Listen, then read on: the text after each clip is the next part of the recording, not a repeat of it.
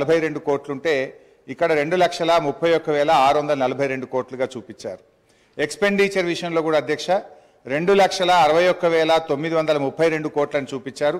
కానీ CAG report నివేదిక ఆధారంగా ఎక్స్పెండిచరు 2,54,525 కోట్లు, అంటే దాదాపు 7,000 కోట్లు ఎక్స్పెండిచర్ ఎక్కువ చూపించినట్టుగా ఈ కాగ్ రిపోర్ట్ను బట్టి చూస్తాం. అంటే మొత్తంగా తప్పుల తడకతోని ఈ వివరాలను వాళ్ళు పొందుపరిచిండ్రు. వాళ్ళు కేవలం ఇదంతా కూడా ఒక గత ప్రభుత్వాన్ని బదనాం చేయాలనేటువంటి ధోరణి కనబడతా ఉంది అధ్యక్ష. అదేవిధంగా ఇందులో ఉమ్మడి ఆంధ్రప్రదేశ్ వ్యయము తెలంగాణ వాటా అంటే 1956-57 నుంచి 2013-14 వరకు 41.68% ఖర్చు చేసినట్టుగా గంపగుత్త లెక్క తీసినారు. ఇది మనందరికీ తెలుసు అధ్యక్ష. వాస్తవానికి తెలంగాణ ఉద్యమం ఎందుకు వచ్చింది, ఈ పోరాటాలు ఎందుకు వచ్చినాయి, 69లో ఎందుకు పోరాడినాం అంటే తెలంగాణకు నిధులు తెలంగాణ ప్రాంతంలో ఖర్చు పెట్టాలనే జెంటిల్మెన్ అగ్రిమెంట్ను అమలు చేయకపోవడం వల్లనే ఆ రోజు తెలంగాణ ఉద్యమం వచ్చింది. అంటే దాని మీద గతం మీ కాంగ్రెస్ పార్టీయే, అప్పుడున్నటువంటి కాంగ్రెస్ ప్రభుత్వాలు మరి చాలా కమిటీలు వేసినారు. అప్పటి controller and auditor general Kumar Lalit committee కానీ, supreme court judge Vashishtha Bhargava committee report కానీ, బీపీఆర్ విఠల్ గారి రిపోర్ట్ కానీ, అన్ని రిపోర్ట్లలో కూడా ఏముందంటే తెలంగాణ ఆదాయాన్ని ఆంధ్ర ప్రాంతంలో ఖర్చు పెట్టినారు, తెలంగాణలో ఖర్చు పెట్టలేదని చెప్పి చాలా స్పష్టంగా అనేక రిపోర్ట్లు చెప్పినటువంటి విషయం కూడా మనందరికీ తెలుసు అధ్యక్ష. అందులోనే చూసినట్టయితే ఒకసారి కుమార్ లలిత్ కమిటీ 1956-68 పీరియడ్లో ఒక రిపోర్ట్ ఇచ్చినారు. తెలంగాణ రెవెన్యూ ఇన్కమ్ 102 కోట్లు అయితే మరి Telangana funds spends in Andhra reason 34.09 కోట్లు అని చెప్పి అప్పుడే ఒక రిపోర్ట్ కూడా ఇచ్చారు అధ్యక్ష. అదేవిధంగా వారు మరి జస్టిస్ భార్గవ కమిటీ రిపోర్ట్లో కూడా ఆ వివరాలన్నీ కూడా తేల్చారు. అంటే ఇది నేను ఎందుకు చెప్పే ప్రయత్నం చేస్తున్నా అంటే ఇక్కడ మీరు 41.68% తెలంగాణలో ఖర్చు పెట్టారు అని ఏ లెక్కలైతే చూపించారో ఇది శుద్ధ తప్పు. కావాలంటే దీని మీద ఒక హౌస్ కమిటీ వేయండి, మొత్తం లెక్కలు తీద్దాం, నిజంగా ఎంత ఖర్చు అయిందో కావాలంటే మేము చూపించడానికి రుజువు చేయడానికి సిద్ధంగా ఉన్నాం. అంటే మీరేంటంటే అది 41.68% ఉమ్మడి ఆంధ్రప్రదేశ్లో ఖర్చు అయింది, అది ఏదో మెరుగ్గా ఉందని చెప్పి చూపించేటువంటి ఒక ప్రయత్నం చేసినారు, which is totally false and wrong అధ్యక్ష. అంటే బేసికల్లీ ఇంకోటి కూడా జరిగింది అధ్యక్ష. నాకు తెలిసిన సమాచారం మేరకు ఈ రిపోర్ట్ ఇదంతా కూడా ఇది ఎవరు తయారు చేసిండ్రు, మీకు తెలంగాణ అధికారుల మీద నమ్మకం లేక మన ముఖ్యమంత్రి గారి పాత గురువు గారి శిష్యులు ఒక రిటైర్డ్ ఐఏఎస్ అధికారి, ఒక సస్పెండ్ అయినటువంటి ఫైనాన్స్ డిపార్ట్మెంట్ ఆంధ్రప్రదేశ్ అధికారులను పెట్టి ఇదంతా ఒక కుక్కుడప్ స్టోరీ తయారు చేసి ఇది ప్రజల ముందు పెట్టేటువంటి ప్రయత్నం చేస్తూ ఉన్నారు. సరే, ఆ వివరాలు వాస్తవాలు వచ్చినప్పుడు నేను అన్ని విషయాలు కూడా బయట పెడతాం అధ్యక్ష. నో, ఐ వుడ్ లైక్ మాకు తెలుస్తాయి కదా, అందుకే మాకు తెలిసిన సమాచారం మేరకు అన్నాను. సరే అధ్యక్ష, పేర్లు చెప్పమంటే చెప్తా, ఆధారాలు చూపించమంటే చూపిస్తా. అందులో నేను ఎందుకంటే అలా బోదలుచుకోలేదు. సో అధ్యక్ష, ఈ మొత్తంగా ఈ రిపోర్ట్ ఆబ్జెక్షన్ సార్, సమాచారం పూర్తి స్థాయిలో నిర్ధారణ చేసుకున్న తర్వాత ఫ్లోర్ మీద మాట్లాడితే బాగుంటుంది సార్. వారు సీనియర్ శాసనసభ్యులు నిరాధారమైన అంటే సత్యదూరమైన మాటలు చెప్పి సభను ప్రక్కదారి పట్టించే కార్యక్రమం చేస్తా ఉన్నారు అధ్యక్ష. I would like to request use అధ్యక్ష, ఈరోజు లెక్కల తప్పు ఉంటే తప్పకుండా తప్పో ఒప్పో మా ఫైనాన్స్ మినిస్టర్ గారు తప్పకుండా చెప్తారు. కానీ ఎవరో ప్రిపేర్ చేశారు, ఎవరో ముందు పెట్టారు, ఏదో అపోగలదు. I request honourable member to withdraw the word sir, otherwise expend from the records. ఇక్కడ సార్ పేర్లు చెప్పమంటారా, మరి పేర్లు కూడా చెప్పమంటారా అధ్యక్ష? నేను మాకున్నటువంటి సమాచారం మేరకు అని చెప్పానే తప్ప నేను పేర్లు చెప్పలేదు. సో అది ఒకవేళ తప్పు అయితే మీ సమాధానంలో తప్పని చెప్పండి, నేను I stand on my word అధ్యక్ష. అయితే ఈ రిపోర్ట్లో అధ్యక్ష ముఖ్యంగా ఈ మొత్తం రిపోర్ట్ చూస్తే అధ్యక్ష, అంటే వాళ్ళు బేసికల్లీ ఏ అంశాల్లో అయితే ప్రభుత్వాన్ని తప్పుపట్టచ్చో లేదా గత ప్రభుత్వాన్ని తప్పుపట్టచ్చో, ఏ అంశాల్లోనైతే మనము మెరుగ్గా ఉన్నామని చెప్పే ప్రయత్నం చేసినారో ఒక కన్వీనియంట్గా దీన్ని తయారు చేసినారు. చాలా రంగాల్లో తెలంగాణ రాష్ట్రం అద్భుతమైనటువంటి గత 10 సంవత్సరాల్లో ప్రగతిని సాధించింది. అనేక విషయాల్లో కూడా మనం చాలా మెరుగ్గా ఉన్నాం అధ్యక్ష. కానీ వీళ్ళు తయారు చేసినటువంటి పట్టికలు చూస్తూ ఉంటే అధ్యక్ష, ఏవైతే వాళ్ళకి కన్వీనియంట్గా ఉంటాయో వాటిని చూపించేటువంటి ప్రయత్నం చేస్తున్నారు. నార్మల్గా అప్పులను ఎట్లా చూస్తామంటే డెట్ టు జిఎస్డిపి రేషియో చూస్తుంటాం. కానీ ఇక్కడ డెట్ టు జిఎస్డిపి రేషియో టేబుల్ను ఇందులో పెట్టకుండా డెట్ టు రెవెన్యూ రిసిప్ట్ చూపించే ప్రయత్నం చేస్తున్నారు. ఇప్పుడు అంతర్జాతీయంగా అయినా జాతీయంగా అయినా అప్పులను కొలిచే విధానము డెట్ టు జిఎస్డిపి రేషియో. కానీ ఇందులో ఆ టేబుల్ని ఎక్కడ కూడా చూపించకుండా డెట్ టు రెవెన్యూ రిసిప్ట్స్, అది కూడా ఒక కరోనా ఇయర్ 2021-22 కరోనా సంవత్సరాన్ని తీసుకొని దాని ప్రకారంగా ఇక్కడ చూపించేటువంటి ప్రయత్నం చేస్తున్నారు. వాస్తవానికి అధ్యక్ష డెట్ టు జిఎస్డిపి రేషియో చూస్తే ఇది నా లెక్క కాదు అధ్యక్ష, రిజర్వ్ బ్యాంక్ ఆఫ్ ఇండియా ప్రకటించినటువంటి లెక్కలు. డెట్ టు జిఎస్డిపిలో చూస్తే అధ్యక్ష అప్పులు తక్కువ తీసుకున్నటువంటి రాష్ట్రాల్లో కింది నుంచి మనం 5వ స్థానంలో ఉన్నాం. అంటే మనకంటే 22 రాష్ట్రాలు తెలంగాణ కంటే అప్పు ఎక్కువ తీసుకున్నటువంటి రాష్ట్రాలు ఈ దేశంలో ఉన్నాయి అధ్యక్ష. అందులో చూస్తే అధ్యక్ష ఆ వివరాల్లోకి మళ్ళీ పోతే కావాలంటే ఈ టేబుల్ మీ ద్వారా గౌరవ ఫైనాన్స్ మినిస్టర్ గారికి ప్రభుత్వానికి కూడా నేను ఇవ్వడానికి నాకేం అభ్యంతరం లేదు అధ్యక్ష. అదేవిధంగా అధ్యక్ష ఇట్లా అనేక విషయాల్లో అప్పుల విషయంలో కూడా వాస్తవానికి మనకంటే ఎక్కువ అప్పులు తీసుకున్న రాష్ట్రాలు కూడా ఉన్నాయి అధ్యక్ష. మొన్నటిదాకా మరి కాంగ్రెస్ పార్టీ అధికారంలో ఉన్నటువంటి రాష్ట్రాలు రాజస్థాన్ చూస్తే 2022-23 నాటికి 5,37,013 కోట్ల రూపాయల అప్పు. మరి అదేవిధంగా కర్ణాటక కూడా 5,35,157 కోట్ల రూపాయలు. కానీ ఇవన్నీ ఏంటంటే వాళ్ళు ఆ డెట్ టు జిఎస్డిపి రేషియోలో కానీ ఆ సంఖ్య పరిమాణం కానీ చూపించకుండా ఒక కన్వీనియంట్గా ప్రజల్ని తప్పుదో పట్టించే విధంగా ఒక కుక్డ్ అప్ స్టోరీ తయారు చేసే ప్రయత్నం చేసినారు అధ్యక్ష. అదేవిధంగా క్యాపిటల్ ఎక్స్పెండిచర్లో సరే వాళ్ళు చూపించిన లెక్క ప్రకారమే 54,000 కోట్లు గత 10 ఏళ్లలో క్యాపిటల్ ఎక్స్పెండిచర్ చేసినట్టుగా చూపించారు. కానీ తెలంగాణ రాష్ట్ర ప్రభుత్వం వచ్చిన తర్వాత గత 9 ఏళ్లలో 3,36,916 కోట్ల రూపాయల క్యాపిటల్ ఎక్స్పెండిచర్ జరిగింది. కానీ దీన్ని చూపించే ప్రయత్నం చేయరు. అంటే ఇలా ఎంత క్యాపిటల్ ఎక్స్పెండిచర్ జరిగింది, ఎటుపోయింది డబ్బంతా కూడా అంటే రేపు రాష్ట్ర అవసరాల కోసం, రేపటి భవిష్యత్ తరాల కోసం మేము ఆస్తుల కల్పన చేసేటువంటి ప్రయత్నం చేసినాం. కానీ వాళ్ళ దాంట్లో మరి ఇంత పెద్ద ఎత్తున క్యాపిటల్ ఎక్స్పెండిచర్ జరిగింది అని ఆ నివేదికలో చూపెట్టకుండా ఒక పక్షపాతమైనటువంటి నివేదికను చూపెట్టే ప్రయత్నం చేసినారు. ఈ పేపర్ కూడా కావాలంటే మీ ద్వారా వారికి పంపిస్తాను అధ్యక్ష. అదేవిధంగా అధ్యక్ష SOTR రాష్ట్ర ప్రభుత్వ సొంత ఆదాయ వనరుల అభివృద్ధిలో ఇవాళ దేశానికే తలమానికంగా తెలంగాణ రాష్ట్రాన్ని నిలిపినాం అధ్యక్ష. ఇవాళ దక్షిణ భారతదేశంలో 15.6% వృద్ధి రేటులో తెలంగాణలో స్వంత ఆదాయ వనరుల వృద్ధిలో ఈ దేశంలో తెలంగాణ నంబర్ 1 స్థానంలో నిలిపిన దాన్ని ఎక్కడ ఇందులో చూపించేటువంటి ప్రయత్నం చేయలేదు అధ్యక్ష. నా దగ్గర 2015-16 నుంచి 2020-21 వరకు SOTRలో రాష్ట్రాల ఆదాయాల వృద్ధిని మరి CAG రిపోర్ట్ అధ్యక్ష, ఇది CAG ఇచ్చినటువంటి రిపోర్ట్ ప్రకారంగా 11.5%తో 2020-21 నాటికి తెలంగాణ మరి మేజర్ స్టేట్స్లో ప్రథమ స్థానంలో ఉన్నటువంటి పేపర్ కూడా మీ ద్వారా వారికి పంపిస్తాం అధ్యక్ష. అంటే మన ఆదాయం ఎట్లా పెరిగింది, మన ఆస్తుల కల్పన ఎట్లా పెరిగింది, మన క్యాపిటల్ ఎక్స్పెండిచర్ ఎట్లా చేసినాము అవేవి చూయించకుండా కన్వీనియంట్గా ఒక మిస్లీడ్ చేసేటువంటి ప్రయత్నం ఈరోజు ప్రభుత్వం చేస్తూ ఉంది అధ్యక్ష. అట్లే మెడికల్ అండ్ హెల్త్ దాని విషయంలో కూడా ఏదో మనం తక్కువ ఖర్చు పెట్టామని. వాస్తవానికి అధ్యక్ష మెడికల్ అండ్ హెల్త్ విషయంలో చూస్తే 2014-15లో మన రాష్ట్ర బడ్జెట్ 2,432 కోట్లుంటే ఈ సంవత్సరం మన బడ్జెట్లో పెట్టింది 12,161 కోట్లు, అంటే దాదాపు 6 రెట్లు పెంచినాం అధ్యక్ష. అట్లా డీటెయిల్గా ఇయర్ వైజ్ కూడా ఉంది అధ్యక్ష. 2014-15లో 2,432 ఉంటే 15-16 3,344, 16-17 5,130. I don't want to take much time, but finally 12,161 కోట్ల రూపాయలు పెట్టి వైద్య ఆరోగ్య రంగంలో అద్భుతమైనటువంటి ప్రగతిని మనం సాధించినాం అధ్యక్ష. అదేవిధంగా అధ్యక్ష ఇందులో కొన్ని కారణాలు కూడా ఉన్నాయి. వీళ్ళు ఏంటంటే ఎంతసేపు అప్పులు పెరిగినాయని చెప్పి ఒక బురద జల్లేటువంటి ప్రయత్నం చేస్తూ ఉన్నారు. ఇలా కరోనా వచ్చింది అధ్యక్ష. కేంద్ర ప్రభుత్వమే కొన్ని ప్రత్యేక పరిస్థితుల్లో కరోనా వచ్చిన 2 ఆర్థిక సంవత్సరాల్లో అన్ని రాష్ట్రాలని, ఈ దేశంలోని అన్ని రాష్ట్రాల్లో కూడా మీరు మరి మీ ఆదాయం తగ్గింది కనుక మీ రుణ పరిమితికి మించి మరి డబ్బు తీసుకొని రాష్ట్రంలో క్యాపిటల్ ఎక్స్పెండిచర్ చేయండి అని చెప్పి కేంద్ర ప్రభుత్వం వెసులుబాటు కల్పించింది అధ్యక్ష. దాంట్లో చూస్తే అధ్యక్ష డిస్కామ్ లోన్స్, ఈ డిస్కామ్ లోన్స్ కేంద్ర ప్రభుత్వం తీసుకోవడం ద్వారా అవి 8,923 కోట్ల రూపాయలు మన అప్పుల్లో జమ చేయడం జరిగింది.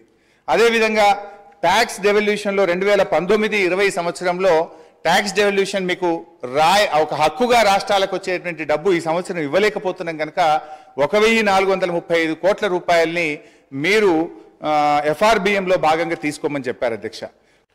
అదేవిధంగా 2019-20లో ఫైనాన్స్ కమిషన్ కూడా 0.25% ఎఫ్ఆర్బిఎంలో అదనంగా తీసుకోవడానికి అనుమతి ఇచ్చింది అధ్యక్ష. అదేవిధంగా 2020-21లో కరోనా సంవత్సరంలో 1.75% ఎఫ్ఆర్బిఎంలో అదనంగా తీసుకోవడానికి అంటే 17,558 కోట్లు. మరి కరోనా వచ్చి దేశంలో ఆర్థిక మాంద్యం ఏర్పడింది. మరి మళ్ళీ ఆర్థిక వ్యవస్థ మెరుగుపడాలంటే దేశంలోని అన్ని రాష్ట్రాలు కూడా మీరు ఎఫ్ఆర్బిఎంలో అదనంగా రుణాలు సేకరించి క్యాపిటల్ ఎక్స్పెండిచర్ మీద ఖర్చు పెట్టమని చెప్పి కేంద్ర ప్రభుత్వం వెసులుబాటు కల్పిస్తే ఇది ఒక 17,558 కోట్లు అదనంగా వచ్చింది అధ్యక్ష.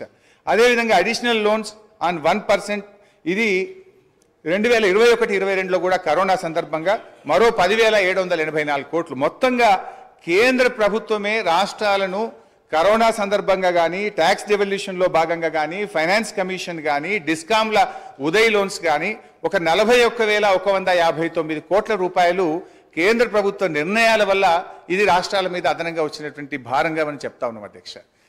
ఇలా మేము మా హయాంలో జాగ్రత్తగా చేసినాం. ఒకవైపు కరోనా, మరొక వైపు కేంద్ర ప్రభుత్వం యొక్క వివక్ష. ఈ రెండిటి మధ్య కూడా మేము ఎక్కడ కూడా రాష్ట్రంలో సంక్షేమ కార్యక్రమాలు కానీ, అభివృద్ధి కార్యక్రమాలు కానీ ఎక్కడ కూడా ఆగకుండా మేము ముందుకు పోయినటువంటి పరిస్థితి. ఒకవైపు కేంద్ర ప్రభుత్వం నుంచి అధ్యక్ష మన రాష్ట్రానికి హక్కుగా రావాల్సినటువంటి డబ్బులు ఇవ్వకుండా కేంద్రం వివక్ష చూపుతూ వచ్చింది. మేము అసెంబ్లీలో ఇక్కడ పోరాడినాం, కేంద్రంలో మా ఎంపీలు పోరాడినారు. కానీ ఇదే కాంగ్రెస్ పార్టీ నాయకులు కానీ ఢిల్లీలో ఏ రోజు కూడా ఈ రాష్ట్రానికి రావాల్సిన హక్కుల గురించి, నిధుల గురించి మాట్లాడినటువంటి పరిస్థితి లేదు అధ్యక్ష. ఈరోజు 1,00,000 కోట్ల రూపాయలు పైగా, ఉదాహరణకు అధ్యక్ష ఈరోజు ముఖ్యంగా 15th ఫైనాన్స్ కమిషన్ నుంచి మన రాష్ట్రానికి రావాల్సిన 894 కోట్లు ఇవ్వలేదు అధ్యక్ష. 14th ఫైనాన్స్ కమిషన్ నుంచి 817 కోట్లు. 15వ ఆర్థిక సంఘం నుంచి మనకు, ఇది దేశంలో మొదటిసారి జరిగింది అధ్యక్ష. ఆర్థిక సంఘం ఎప్పుడైనా ఒక రిపోర్ట్ ఇస్తే దాన్ని తూచా తప్పకుండా గత ప్రభుత్వాలు అమలు చేస్తే, ప్రస్తుతం కేంద్రంలో అధికారంలో ఉన్నటువంటి మరి బీజేపీ ప్రభుత్వం 15th ఫైనాన్స్ కమిషన్ 5,374 కోట్ల రూపాయలు సెక్టర్ స్పెసిఫిక్ గా, స్టేట్ స్పెసిఫిక్ గా మన రాష్ట్రానికి ఇవ్వమంటే ఈ డబ్బు ఇవ్వకుండా ఈరోజు కేంద్ర ప్రభుత్వం మన రాష్ట్రానికి అన్యాయం చేసింది అధ్యక్ష. పన్నుల్లో నిజంగా 41% వాటా ఇస్తామని చెప్పారు. కానీ ఎక్కడ కూడా సెస్ల రూపంలో వాళ్ళు కలెక్ట్ చేసుకొని 41% వాటా నిజాయితీగా ఇవ్వకపోవడం వల్ల ఈ రాష్ట్రానికి 44,052 కోట్ల రూపాయలు తక్కువ వచ్చినాయి అధ్యక్ష. ఆంధ్రప్రదేశ్ నుంచి రావాల్సిన విద్యుత్ బకాయిల్లో కేంద్ర ప్రభుత్వం నిర్ణయం తీసుకోక 17,828 కోట్ల రూపాయలు తగ్గినాయి అధ్యక్ష. సిఎస్ఎస్లో మనకు రావాల్సిన డబ్బు ఆంధ్రప్రదేశ్కి ఇచ్చి తిరిగి దాన్ని అడ్జస్ట్ చేయకపోవడం వల్ల 495 కోట్లు. వెనుకబడిన జిల్లాలకు ఇవ్వాల్సిన 1,800 కోట్ల రూపాయలు. నీతి ఆయోగ్ రికమెండ్ చేసినటువంటి మిషన్ కాకతీయ, మిషన్ భగీరథకి ఇవ్వాల్సిన 24,205 కోట్లు. వెరసి 1,00,000 కోట్లకు పైగా ఈ రాష్ట్రానికి రావాల్సినటువంటి డబ్బు ఇలా కేంద్ర ప్రభుత్వం నుంచి రాకపోవడం వల్ల కూడా ఆర్థికంగా మనకు ఇబ్బంది కలిగింది. నిజంగా ఈ 1,00,000 కోట్ల రూపాయలు రాష్ట్రానికి వచ్చుంటే ఈరోజు మనకు ఇంకొక 1,00,000 కోట్ల రూపాయలు అప్పు తక్కువ తీసుకునేటువంటి అవకాశం ఉండేది అధ్యక్ష. ఈరోజు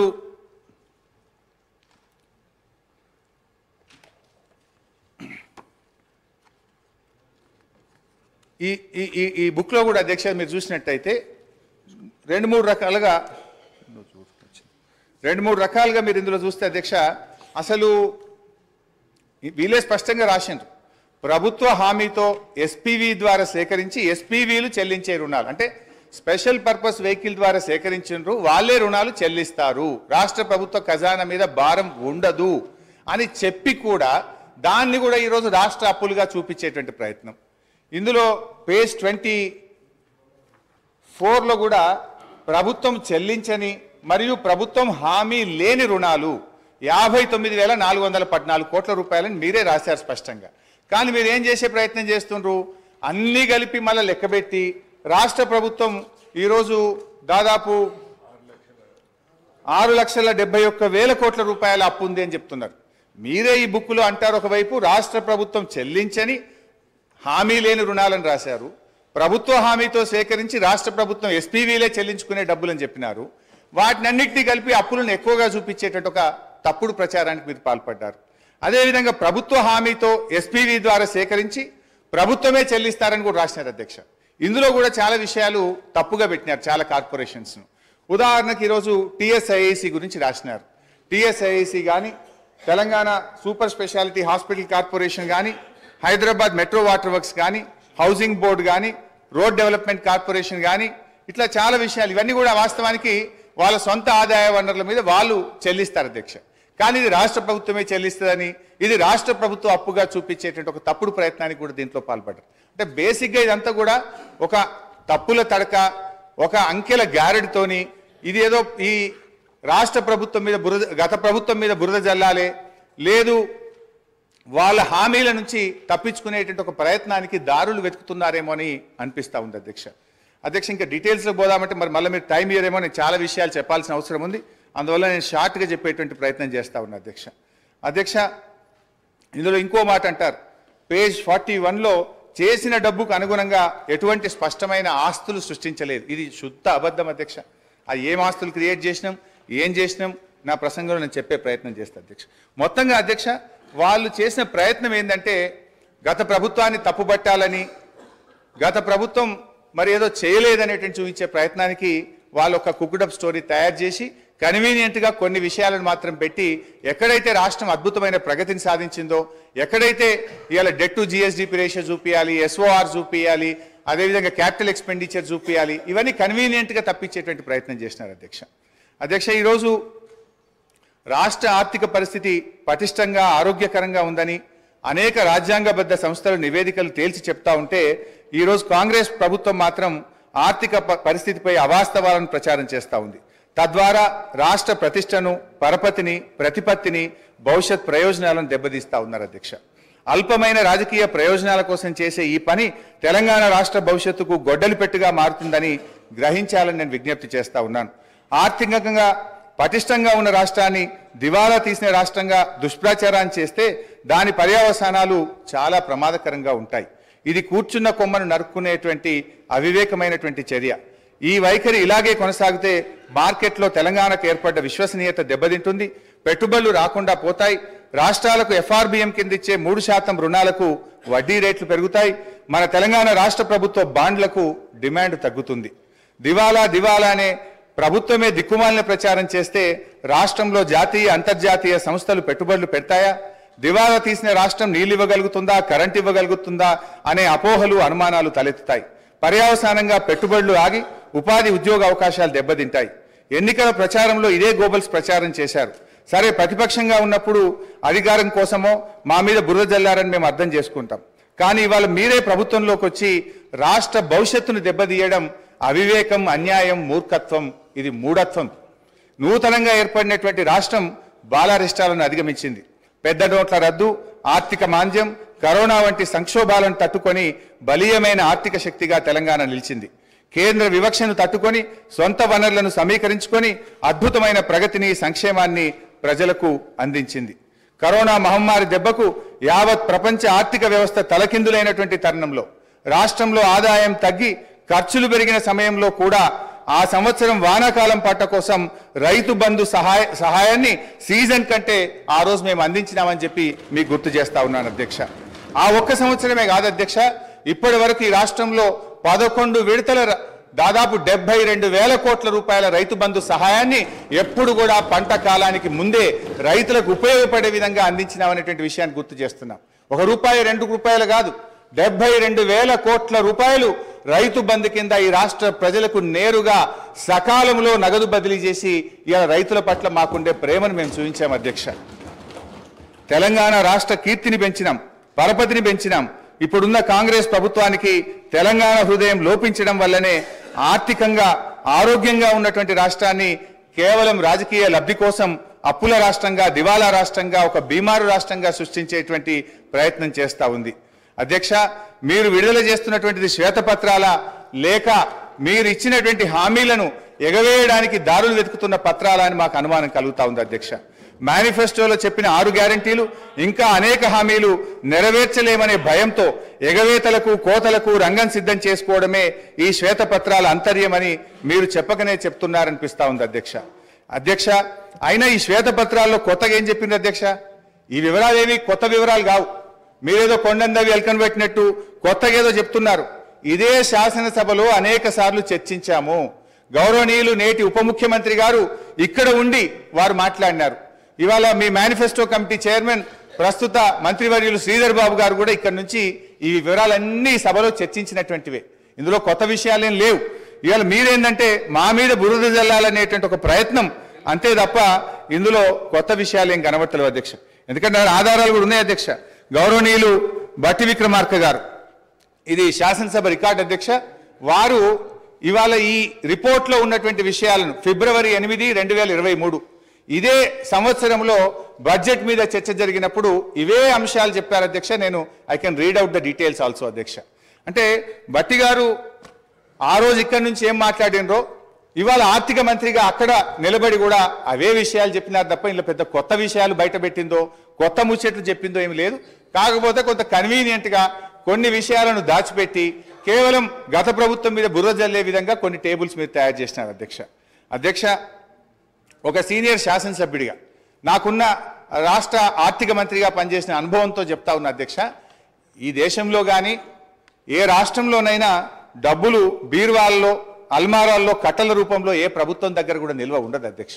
రూపాయి అనేటువంటిది ఖజానాకు రావడం పోవడం అనేటువంటిది ఒక నిరంతర ప్రక్రియ అధ్యక్ష. ఇది ఆర్థిక సూత్రం. ఈ చక్రం కదిలితేనే ఆర్థిక వ్యవస్థ ఆరోగ్యంగా ఉంటుంది. భారతదేశం ఏర్పడినప్పటి నుంచి ఇప్పటి వరకు ఏ రాష్ట్రంలోనైనా ఇవాళ ప్రభుత్వాలకు పన్నులు పన్నేతర మార్గంలో ఆదాయం సమకూరుతుంది. ఇవాళ చిప్ప చేతికి ఇవ్వడం మనము దివాలా తీయడం అనేటువంటిది శుద్ధ తప్పు. అంటే 2014లో మేము అధికారంలోకి వచ్చినప్పుడు కూడా మేమేమో మాట్లాడలేదే. ఆ రోజు ఖజానా ఖాళీ అని మేమెక్కడ మాట్లాడలేదే. తెలంగాణని అగ్రగామి రాష్ట్రంగా నిలబెట్టాలనే తపనతో మేము పనిచేసినాం. పగతనాన్ని పక్కన పెట్టి పగతనంతో అధ్యక్ష ప్రతిసారి ఇప్పుడు నేను గౌరవ సభ్యుని అడుగుతాను. రాష్ట్రం అంటే ప్రభుత్వం అంటే సార్ వారు అడిగిన దాంట్లో ఒక ప్రశ్న చిన్న అంశం కూడా చెప్తాను. రాష్ట్రం అంటే ప్రభుత్వం అంటే డబ్బులు అలమార్లో ఉంటాయి అంటలేను, కానీ జీతాలు 1వ తారీఖు ఇయ్యలేనటువంటి ఆర్థిక పరిస్థితిని రాష్ట్రంలో ఆర్థిక పరిస్థితి గురించి చెప్తే ఎందుకు ఆర్భాడతారో తెలియదు.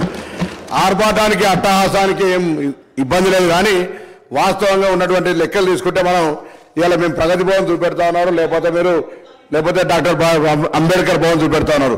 పేదల కంటే డబల్ బెడ్రూమ్ బిల్లు గురించి మాట్లాడతలేదు అధ్యక్ష. ఈ రోజు మా దగ్గర హుస్నాబాద్ సంబంధించి పోతే మున్సిపాలిటీకి సంబంధించినటువంటి అధికారులు ఈ ఇంట్లో ఉంటే చనిపోతామని బోర్డు పెట్టారు. అయినా కూడా ఆ ఇంట్లో నివసించి ఇచ్చుకొని ఇటువంటి కూడా డబుల్ బెడ్రూమ్ ఇవ్వలేదు అధ్యక్ష. ఇది వాళ్ళ ప్రభుత్వం యొక్క.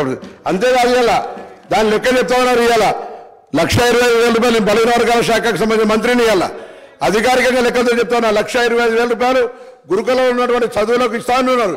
55,000 రూపాయల దారిలో ఇచ్చేటువంటి బడ్జెట్తో పాటుగా 55,000 రూపాయల బడ్జెట్ 55 రూపాయలు ప్రతి విద్యార్థి కూడా వచ్చేటువంటి పరిస్థితులు చెప్పేది మాత్రం 1,20,000.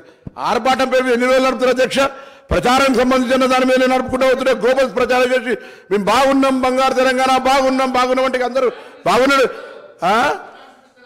చెప్తాను. నేను నాకు సంబంధించిన అంశం చెప్తా. మీరెందుకు సార్ ఆయన చెప్తారు కదా, నేను పార్టీ మినిస్టర్ గారు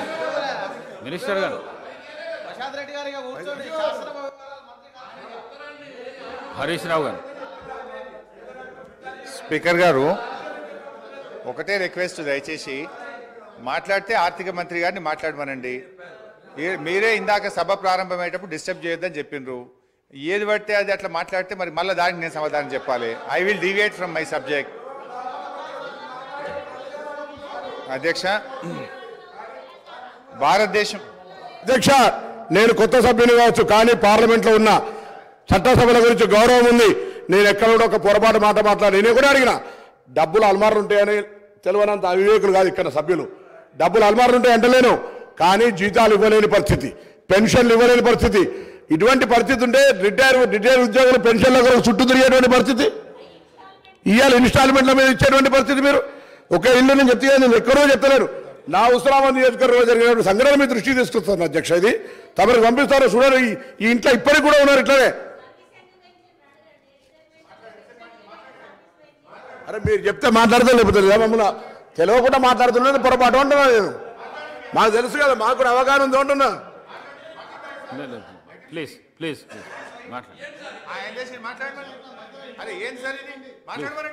ప్లీజ్ మాట్లాడండి హరీష్ రావు ప్లీజ్ మాట్లాడండి. ఇది పద్ధతి కాదు అధ్యక్ష. మీరు కూడా ఇట్లా మీరు ఇంటరప్ట్ చేయడం ఇది సభకు మంచిది కాదు అధ్యక్ష.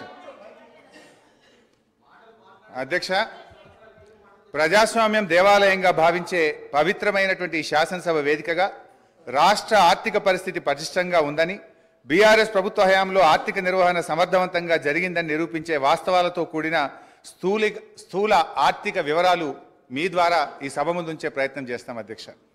అధ్యక్ష, ఈ వివరాలు కూడా ఎక్కడి నుంచో నేను చెప్తలేను. నిన్నగాక మొన్న కొత్తగా పదవీ బాధ్యతలు చేపట్టినటువంటి మన రాష్ట్ర ఆర్థిక మంత్రివర్యులు ఉప ముఖ్యమంత్రి గారు విడుదల చేసిన నివేదికల నుంచే చెప్తున్నా. ఇదేమి నేను సొంతగా చెప్తున్నది లేదు. This is your own report, this is your own book released by finance minister గారు. అధ్యక్ష, 2013-14 ఆర్థిక సంవత్సరానికి ఉమ్మడి ఆంధ్రప్రదేశ్లో ఆ రోజు 1,61,348 కోట్ల బడ్జెట్ పెడితే అధ్యక్ష, తెలంగాణ ఏర్పాటు కాగానే 2014-15 ఆర్థిక సంవత్సరానికి 10 జిల్లాల తెలంగాణ కోసం 1,637 కోట్ల రూపాయల బడ్జెట్ పెట్టినాం అధ్యక్ష. అదే 2023-24 సంవత్సరానికి 2,90,296 కోట్ల రూపాయల బడ్జెట్ ప్రవేశపెట్టాం. అంటే 9 ఏళ్ల మా ప్రభుత్వ హయాంలో దాదాపు 3 రెట్లు బడ్జెట్ పెరిగిందనేటువంటి విషయాన్ని మీ ద్వారా సభ దృష్టికి తెస్తా ఉన్నాను అధ్యక్ష. అదేవిధంగా జిఎస్డిపి, జీడిపి అధ్యక్ష, తెలంగాణ ఏర్పడే నాటికి రాష్ట్ర ఆర్థిక పరిస్థితి దయనీయంగా ఉండేది. రాష్ట్ర ఏర్పాటుకు ముందు 2 ఏళ్లలో జిఎస్డిపి వార్షిక వృద్ధి రేటు 12% మాత్రమే. ఇది జాతీయ వృద్ధి రేటు అయినటువంటి 13.4% కంటే తక్కువ. రాష్ట్రం ఆవిర్భవించిన తర్వాత మా ప్రభుత్వం అనుసరించిన పటిష్టమైన ఆర్థిక విధానాల వల్ల జిఎస్డిపి క్రమేణా పెరుగుతూ వచ్చింది. 2013-14లో జిఎస్డిపి 4,51,580 కోట్లు, వృద్ధి శాతం 12.4%. 2022-23లో మన రాష్ట్ర జిఎస్డిపి 13,13,391 కోట్లు, వృద్ధి శాతం 16.3గా నమోదైంది. గత 9 ఏళ్లలో తెలంగాణ రాష్ట్ర జిఎస్డిపి 159.6% వృద్ధి రేటును సాధించింది. 4 కోట్ల ప్రజానికం కలిగిన తెలంగాణ చిన్న రాష్ట్రమైన ఆర్థికంగా మిన్న రాష్ట్రంగా నిలిచింది. దేశంలో ఎక్కువ జిఎస్డిపి కలిగిన 8వ రాష్ట్రంగా నిలిచింది. ఇదే సమయానికి దేశ జీడిపి 1,33,522 కోట్ల నుంచి 2,72,40,712 కోట్లకు పెరిగింది. అంటే 118% వృద్ధి రేటుకు పరిమితమైంది.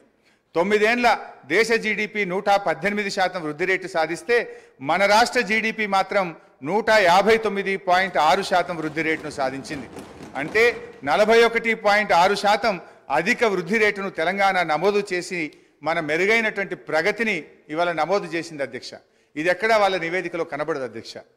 దేశ జనాభాలో 2.9% ఉన్న తెలంగాణ దేశ జీడిపికి 4.9% వాటా కాంట్రిబ్యూట్ చేయడం మన రాష్ట్ర ఆర్థిక పటిష్టతకు ఇది తిరుగులేని నిదర్శనం. దేశ ఆర్థిక వ్యవస్థకు ఎక్కువ కాంట్రిబ్యూట్ చేస్తున్న టాప్ 5 రాష్ట్రాల్లో తెలంగాణ ఒకటి. దయచేసి ఈ కీర్తి మసకబారేటట్లు ప్రచారం చేయకండి, అది విజ్ఞత కాదు. ఏ రాష్ట్ర ముఖ్యమంత్రి అయినా తన రాష్ట్ర కీర్తిని ఉన్నదానికంటే పెంచుకోవాలే కానీ ఉన్నదానికంటే తగ్గించుకోవడం ఇది మంచిది కాదు అని చెప్పి మీ ద్వారా తెలియజేస్తా ఉన్నాను అధ్యక్ష. అధ్యక్ష, తలసరి ఆదాయం రాష్ట్ర అభివృద్ధిని సూచించే ప్రజల సూచిక తలసరి ఆదాయం. 2013-14లో తలసరి ఆదాయం 1,12,162 రూపాయలు, వృద్ధి రేటు 11%. 2022-23 సంవత్సరంలో తెలంగాణ తలసరి ఆదాయం 3,12,398, వృద్ధి రేటు 15.3%. దేశ తలసరి ఆదాయం 1,72,276 రూపాయల కంటే తెలంగాణ తలసరి ఆదాయం 1,40,122 రూపాయలు ఎక్కువ. అంటే దాదాపు డబుల్ అధ్యక్ష. చిన్న రాష్ట్రాలు సిక్కిం, ఢిల్లీ మినహా తలసరి ఆదాయంలో తెలంగాణ దేశంలో నంబర్ 1 స్థానంలో ఉంది. ఇది శ్వేతపత్రాలతోనో రాతపత్రాలతోనో చెరిపేయలేనటువంటి సత్యం, ఇది నిజం. కానీ ఇది ఎక్కడ మీ శ్వేతపత్రంలో కనబడదు. రాష్ట్రం యొక్క ప్రతిష్టను తగ్గించే ప్రయత్నం చేసింది తప్ప రాష్ట్రం సాధించిన విజయాలను శ్వేతపత్రంలో జాగ్రత్తగా దాచిపెట్టినారు అధ్యక్ష. 2014లో 10వ స్థానంలో ఉన్న తెలంగాణ ఇప్పుడు మొదటి స్థానానికి ఎగబాకింది అధ్యక్ష. స్వంత పన్నుల రాబడి అధ్యక్ష, నిన్నగాక మొన్న మరి ఆర్బీఐ విడుదల చేసిన తాజా report A state finances A study of budgets మొన్ననే ఈ మధ్యనే రిలీజ్ అయింది. కావాలంటే మీ ద్వారా గౌరవ మంత్రి గారికి కూడా పంపిస్తాను అధ్యక్ష. ఇవాళ సొంత పన్నుల రాబడి నుండి ఇవాళ 84.2% రెవెన్యూ ఎక్స్పెండిచర్ చేస్తున్నటువంటి రాష్ట్రాల్లో ఇవాళ దేశంలోనే ద్వితీయ స్థానంలో నిలిచిన అధ్యక్ష. మొదటి స్థానంలో హర్యానా 86.9%తో ఉండగా 84.2%తో తెలంగాణ దేశంలో రెండవ స్థానంలో నిలిచిందని ఈ నెల 11న ఆర్బీఐ ఇచ్చినటువంటి రిపోర్ట్లో స్పష్టంగా చెప్పినారు అధ్యక్ష. అదేవిధంగా అధ్యక్ష, అప్పుల విషయంలో కూడా ఇవాళ వాళ్ళు తప్పుదో పట్టించే ప్రయత్నం చేస్తూ ఉన్నారు అధ్యక్ష. ఇవాళ 25% దాటిందని కూడా ఒక దగ్గర నివేదికలు చెప్పినారు అధ్యక్ష. యాక్చువల్లీ అది ఎందుకు దాటిందో కూడా ఆ రోజు ఇదే ఆర్థిక శాఖ అధికారులు ఉన్నారు, ఇవాళ ఇదే ఆర్థిక శాఖ అధికారులు ఉన్నారు. కాకపోతే మీరు చెప్పినట్టుగా వాళ్ళు కన్వీనియంట్గా చేసి ఉండొచ్చు. ఈరోజు కరోనా వల్ల, కేంద్ర ప్రభుత్వ నిర్ణయాల వల్ల, ఉదయ్ స్కీమ్స్ కేంద్ర ప్రభుత్వం తీసుకోవడం వల్ల ఇవి కొంత మనం ఆ 25% దాటినటువంటి విషయం ఇది ప్రభుత్వానికి తెలుసు, అధికారులకు దృష్టిలో కూడా ఉంది అధ్యక్ష. అయినా అప్పులు అనేటువంటివి ఏ రాష్ట్రమైనా ఇష్టారీతిన చేసేటువంటి అవకాశం ఉండదు అధ్యక్ష. భారత రాజ్యాంగంలో ఆర్టికల్ 293 ప్రకారం కేంద్ర అనుమతి లేకుండా రాష్ట్రాలు అప్పులు తీసుకోజాలు. Physical responsibility and budget management అనే యాక్ట్ ఉంది. దీన్నే మనం ఎఫ్ఆర్బిఎం అని పిలుస్తూ ఉంటాం. ఈ చట్టానికి లోబడి ఫైనాన్స్ కమిషన్ నిబంధనలకు లోబడి మాత్రమే రాష్ట్రాలు అప్పులు తీసుకోవడం సాధ్యమవుతుంది. తెలంగాణ రాష్ట్రం ఎఫ్ఆర్బిఎం చట్ట పరిధిలో దాటకుండా ఆర్థిక క్రమశిక్షణ పాటించింది. పరిమితి మేరకు మాత్రమే రుణాలు తీసుకుంది. ఈ వాస్తవాన్ని కప్పిపుచ్చేందుకు ఇవాళ ప్రభుత్వ పెద్దలు ప్రయత్నం చేస్తూ ఉన్నారు అధ్యక్ష. ఇంకా నిజంగా మేము అప్పులు తీసుకోవాలని అనుకుంటే ఆ రోజు ఎలక్ట్రిసిటీ రిఫార్మ్స్ విషయంలో కేంద్ర ప్రభుత్వం 0.5% మీకు అదనంగా 5 ఏళ్ల పాటు ఎఫ్ఆర్బిఎంలో మీకు వెసులుబాటు కల్పిస్తాం, మీరు తీసుకోండి అని చెప్తున్నారు అధ్యక్ష. నిజంగా మాకు అప్పులే తీసుకోవడం అవసరం అనుకుంటే, రాష్ట్ర ప్రయోజనాల కంటే అప్పులు ముఖ్యమని మేము అనుకునుంటే మాకు మరో 35,000 కోట్ల రూపాయలు ఇవాళ అదనంగా వచ్చేది. ఇదే శాసనసభలో అక్కడి నుంచి గౌరవనీయులు ఆనాటి ముఖ్యమంత్రి కేసీఆర్ గారు ఒక మాట చెప్పినారు అధ్యక్ష. ఈ 0.5 ఎఫ్ఆర్బిఎం తీసుకోవాలంటే కేంద్ర ప్రభుత్వం పెట్టిన షరతులు ఏంది అధ్యక్ష? బోరు బావుల దగ్గర మీటర్లు పెట్టి రైతుల ఇంటికాడికి బిల్లు పంపించాలని చెప్పి కేంద్ర ప్రభుత్వం షరతు పెడితే ఆనాడు కేసీఆర్ గారు ఇదే నిండు సభలో సభా నాయకుడిగా ఆయన చెప్పిన మాటలు మీ ద్వారా కొత్త సభ్యులు ఉన్నారు గుర్తు చేస్తా ఉన్నాను అధ్యక్ష. ఆ రోజు ఏమన్నారంటే ముఖ్యమంత్రి గారు, నా గొంతులో ప్రాణముండంగా రైతుల బోరు బావుల దగ్గర మీటర్లు పెట్టముగాక పెట్టమని చెప్పింది మా నాయకుడు కేసీఆర్ గారు అధ్యక్ష. నిజంగా ఒకవేళ 0.5% ఎఫ్ఆర్బిఎం మేము తీసుకున్నామంటే మాకు మరో 35,000 కోట్లు ఈ రాష్ట్రానికి వచ్చేటి అధ్యక్ష. ఈ విషయాన్ని స్వయంగా నిర్మలా సీతారామన్ గారు ఢిల్లీకి వచ్చినప్పుడు చెప్పింది కదా. నిన్నగాక మొన్న ఎన్నికల ప్రచారంలో నిర్మలా సీతారామన్ గారు ఏం చెప్పారు? ఎస్, మిగతా రాష్ట్రాలు బోరుబావుల దగ్గర మీటర్లు పెట్టమన్నారు కనుక వాళ్ళకి డబ్బులు ఇచ్చినాం, తెలంగాణ మీటర్లు పెట్టలేదు కనుక తెలంగాణ రాష్ట్రానికి డబ్బులు ఇవ్వలేదని చెప్పి గౌరవనీయులు నిర్మలా సీతారామన్ గారే స్పష్టంగా చెప్పారు అధ్యక్ష. అయితే నేను ఈ సందర్భంగా గౌరవ సభా నాయకుడికి, ఆర్థిక మంత్రి గారికి కూడా ఒక విజ్ఞప్తి చేయాలనుకుంటున్నా అధ్యక్ష. ఎందుకంటే కాంగ్రెస్ పాలిత రాష్ట్రాలు కూడా ఈ 0.5 సార్ నాకు ఇంకొక 45 నిమిషాలు కావాలి సార్. సో అధ్యక్ష 0.5 అరే ఇది చాలా ఒక నిమిషం సార్, ఇది చాలా ముఖ్యమైనటువంటి సబ్జెక్టు. ప్రభుత్వానికి మనకు సూచనలు గౌరవ హరీశ్వరరావు గారు మీకు 30 నిమిషాల టైం కేటాయించబడింది. 30 నిమిషాలు ఇవ్వకండి, ఆయన తీయకండి, ఎందుకు సరిగా 30 నిమిషాలు మాట్లాడడం కూర్చుంటాం. 30 నిమిషాల లోపల మీరు మాట్లాడొద్దు అంటే కూర్చుంటాం సార్. మరి వాళ్ళని మాట్లాడుకోండి, బయట పోయి మాట్లాడుకుంటాం. If you don't want to give us the mic, మొన్న కూడా మీరు మైక్ కట్ చేసిండ్రు, ప్రొటెస్ట్ కూడా అవకాశం ఇవ్వలేదు, మా గొంతు నొక్కుతాం, మీకు మైక్ ఇవ్వమంటే కూర్చుంటాం సార్.